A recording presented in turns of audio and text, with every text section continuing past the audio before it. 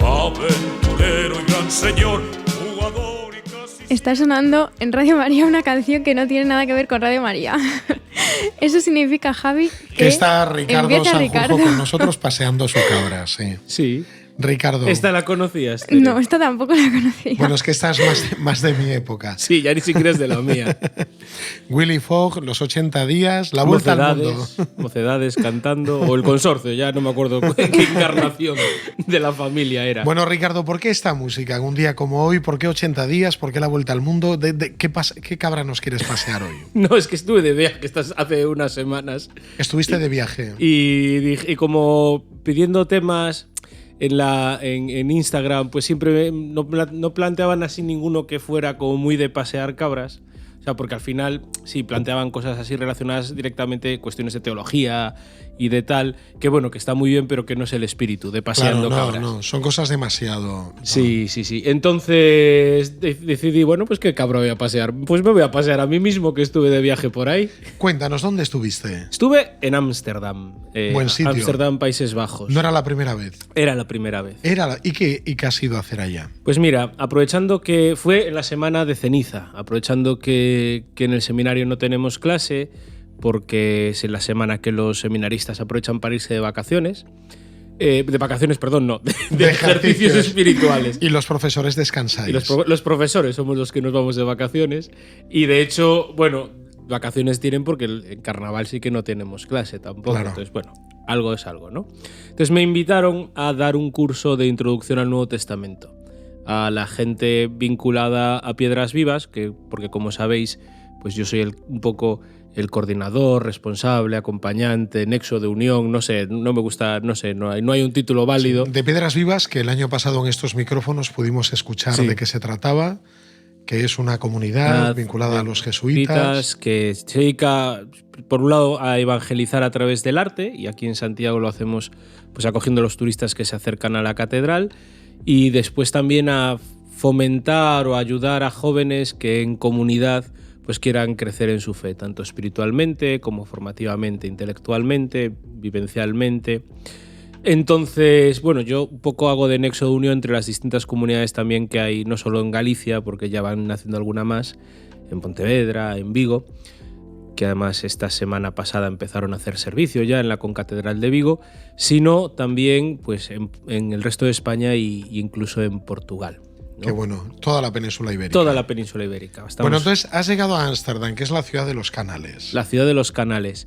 Y allí la gente de Piedras Vivas, un par de chicos inquietos, pues también un poco confabulándose con los jesuitas de la comunidad jesuita de allí, ha creado una comunidad más de tipo residencial. Algo muy parecido a una experiencia que hicimos aquí en Santiago hace unos años. Bueno, y el año pasado también la volvimos a hacer, porque de hecho vinieron algunos a dar testimonio aquí a protagonistas los jóvenes, que era el evangelizaño. El poder dedicar una etapa de tu vida, pues también de una manera más intensa al apostolado y a la evangelización, ¿no?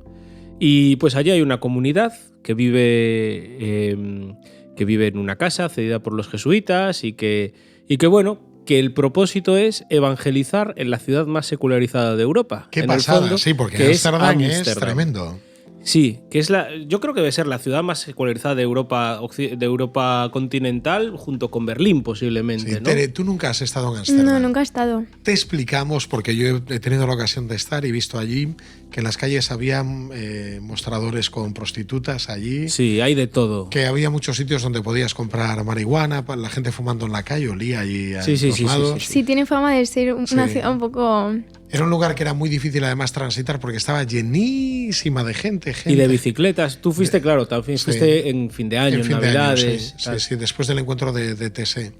Pero me pareció una cosa terrible. Luego casi todas las iglesias cerradas estaban. Era muy difícil. Sí, porque además ahí se da una circunstancia. Ámsterdam fue, yo creo que incluso después de Ginebra, el lugar donde arraigó el calvinismo de manera más radical. Y dentro de las distintas reformas, es cierto que ahora pues en este mundo secularizado, pues ese radicalismo a veces se ha ido perdiendo, pero el calvinismo fue una reforma extremadamente salvaje. O sea, que alguien lea a San Francisco de Sales para que vea lo que era el calvinismo, ¿no? Lo que él sufrió.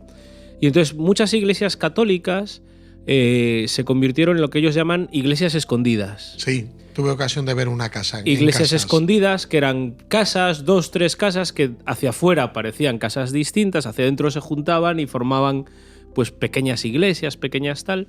Pero además iglesias que tenían todo. Tenían allí su presbiterio, tenían tremendo, el lugar donde predicar, su órgano de tubos, o sea, una cosa pero fascinante. Hacia afuera parecían casas, porque el calvinismo, una vez empezó a consentir otras confesiones, lo que no toleraba es que hubiera celebración en público de cualquier cosa que no fuera calvinista. Con los que más toleraban eran con los judíos, pero de otras confesiones cristianas los tenían bastante perseguidos, casi incluso, ¿no? Y bueno, allí los jesuitas vieron la necesidad de, como un signo en una ciudad tan secularizada, poder tener una iglesia abierta prácticamente todo el día, para que la gente pudiera ir, para que pudiera ser un centro también de testimonio de la belleza de la fe. Y quedé fascinado con la idea, porque muchas veces nosotros nos quejamos de un mundo secularizado, y en España estamos entrando en esta etapa que ahora ya los sociólogos llaman de poscristianismo, y que los Países Bajos, por ejemplo, tanto Bélgica como Holanda, entraron ya hace muchísimo tiempo. Mucho tiempo, sí. Yo siempre digo que es fascinante que son ellos, que fueron los teólogos punta de lanza del concilio, los belgas, los holandeses, los alemanes, son los países también que más rápido se han ido secularizando, quizás por las influencias también de la modernidad, de tal, que allí arraigaron mucho, ¿no? Y bueno, ese tener las iglesias abiertas como un signo, pero no las iglesias abiertas de cualquier manera, sino una iglesia en la que te acogen. Una iglesia en la que tú entras y alguien hay que te dé los buenos días. Una iglesia en la que tú entras y hay alguien que te explique qué significa esa iglesia, ¿no? Que ese es un poco el carisma de Piedras Vivas, ¿no? Volviendo a la comunidad, entonces hay un grupo de jóvenes que no son de Ámsterdam, son de distintos lugares. Hay 2 chicas italianas, una chica de Malta, una chica y un chico francés y una chica de Estados Unidos actualmente viviendo allí, pero bueno, que también reciben regularmente visitas, como pude ir yo, que me pidieron que les fuera a dar este curso, y después tener un encuentro con la pequeña comunidad de jóvenes que están formando en torno a la parroquia de los jesuitas también. Y luego lo bueno es que la idea es que la casa permanece. Solo 2 de las chicas están, digamos, de forma estable allí, y la gente puede ir a pasar temporadas, lo suyo es que sean 3 meses, 6 meses, 9 meses, no más, pero tampoco menos, para que te dé tiempo a hacer algún tipo de experiencia. Eso en cuanto a la comunidad que allí comparte. Como veo, tienen formación porque tú has ido a darles clases sobre Sagrada Escritura, Nuevo Testamento, pero también tienen servicio. Tienen servicio, ellos abren la iglesia todos los días. Todos los días. Impresionante, porque además Ámsterdam es un lugar lleno de turistas. Todos los días por la tarde. Es cierto que durante la semana, a lo mejor así estos meses de invierno hay menos gente, pero sí que abren la iglesia todos los días por la tarde y siempre hay alguien. Yo tuve la ocasión de estar, estuve realmente jueves y viernes allí y sábado, digamos 100%, porque los domingos sí que es el día que no tienen servicio, que lo utilizan para descansar, para retirarse, para hacer alguna visita. Y la verdad es que entra una cantidad de gente importantísima. Y este testimonio, y la casa está abierta a quien quiera hacer esta experiencia. La idea es que son gente que combina sus estudios o su trabajo, que puede teletrabajar o puede hacer su máster o sus estudios de forma telemática. Entonces dedican las mañanas a sus obligaciones, a su tal, y las tardes al apostolado. Y es una idea, yo creo que fascinante, para llenar de sentido nuestros templos, que muchas veces ya no son los que estén cerrados, es que muchas veces están abiertos pero están vacíos, o están abiertos y nos desorientamos, ¿no? Y yo, pues hacemos publicidad un poco también de esta experiencia, Tere. Sí, también es muy interesante que expliquen a la gente la historia de las iglesias o el significado que tienen, porque a lo mejor tenemos iglesias en nuestra ciudad que tienen pues algo en especial o algún significado o algo que las destaque y no lo conocemos. Entonces, y luego, sobre todo, lo chulo no solo es la parte histórica, enseñar, sino el mensaje que transmiten las piedras. Exactamente, porque no se trata simplemente de dar datos históricos, ¿no? Por ejemplo, la iglesia donde está el tío de Tere, que es párroco el tío de una Tere. de las iglesias que están cerquita de la catedral, de San Fructuoso, ¿no? Y que tiene la que... Bueno, no solo tío, Ricardo, es tío su padrino. y padrino. Toma ya. Y mi tocayo. y hay una iglesia preciosa que tiene su sentido de por qué está ahí, histórico, porque el párroco, bueno, el arzobispo que la mandó fundar, puso allí las virtudes también al mismo tiempo. Bueno, tiene un sentido histórico del por qué, pero todo lo importante es que esa decisión histórica se hizo con un sentido teológico y pastoral, ¿no? Y ese es un poco el espíritu que también intentamos promover desde Piedras Vivas, ¿no? El explicar no la historia de la Catedral de Santiago, por ejemplo, en nuestro caso, sino, oye, esto se puso así y se puso esto concretamente en la Catedral de Santiago porque los canónigos, que eran los mecenas, o el arzobispo, que era el mecenas de la catedral, decidió enviar este mensaje, ¿no? Y eso es lo importante, para ayudar y para acoger también a los peregrinos que llegaban.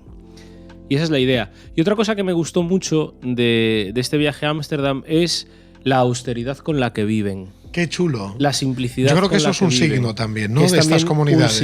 Es un signo que es cierto que es algo que intentamos vivir siempre también en las comunidades de Piedras Vivas, pero que allí se nota muchísimo. Es más, tú fuiste y Lidia, que está aquí con el vídeo, también fue en fin de año volviendo de Ámsterdam, y que os hice yo la gestión. Efectivamente. Y no os cobraron nada. Nada, son muy acogedores. Son muy acogedores, se abren completamente, se entregan al otro sin recibir nada. Ellos viven de los sueldos de los que sí que trabajan y demás, y alguna pequeñita donación que reciben, pero sí que bueno, que con esta vida austera es también un signo en medio de una sociedad en la que estamos llenos de cosas. Ricardo, es que esto es muy potente, que un grupo de jóvenes hayan decidido ir a un lugar donde la fe no está presente, Jesús, ¿no? Me sorprendió cuando estuve allí en Ámsterdam que casi todas las iglesias estaban cerradas todo el día y muchas de ellas estaban vendidas. Claro, y las que no, eran bares. Y las que estaban abiertas porque eran bibliotecas, teatros, bares, sí, salas de conciertos. Me llamó mucho la atención. Librerías. Que un grupo de jóvenes tengan la capacidad de irse allí a anunciar el evangelio, simplemente abriendo una iglesia, explicándola, dando ese mensaje y viviendo con esa sencillez de vida. Es algo muy esperanzador. Sí, además a mí me fascinó porque el primer día que llegué, que bueno, aproveché para hacer yo turismo por ahí solo porque los chicos tenían que trabajar, pero luego dije, bueno, voy a hacer una visita, voy a decirle a las comunidades de Piedras Vivas que me haga una visita. Y entonces llegué y solo estaba Benoit, el chico francés que está allí, y lo vi tan entregado al simple hecho de decirle hola, ¿qué tal? Bienvenidos a la gente, que le dije, bueno, pues ya haré la visita mañana. Porque lo veía que él estaba interesado en que todo el mundo se sintiera acogido en la iglesia. Fíjate. Y punto. Que es muchas veces el primer signo en una sociedad en la que estamos también a veces tan desamparados, ¿no? Y luego, a lo mejor tenemos algún oyente que se encuentra en Ámsterdam o va a pasar por Ámsterdam próximamente. ¿En qué iglesia están ellos haciendo el servicio? La iglesia se llama De Kreuzberg. De Kreuzberg. Escrito de como la preposición en español, y luego K-R-I-J-T-B-E-R-G. De Kreuzberg. Uy, qué lío.